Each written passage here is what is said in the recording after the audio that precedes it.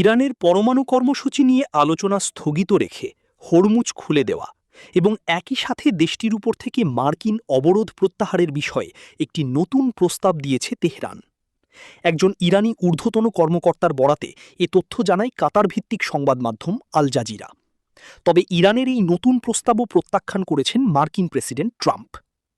নাম প্রকাশ অনিচ্ছুক ওই কর্মকর্তা ব্রিটিশ সংবাদ সংস্থা রয়টার্সকে জানান, পরমাণু আলোচনাকে পরবর্তী বৈঠকের জন্য আলাদা রেখে একটি প্রস্তাব দেওয়া হয়েছে।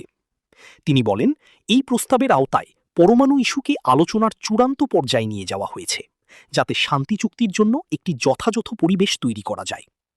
এছাড়াও মধ্যস্থতাকারীদের মাধ্যমে যুক্তরাষ্ট্রের কাছে পাঠানো একটি আনুষ্ঠানিক প্রস্তাবে এই নতুন টাইমলাইনের কথা বিস্তারিতভাবে উল্লেখ করা হয়েছে। তবে যুক্তরাষ্ট্র এই প্রস্তাব প্রত্যাখ্যান করায় যুদ্ধ পরিস্থিতি আরও জটিল হয়ে উঠতে পারে বলে ধারণা করছেন বিশ্লেষকরা।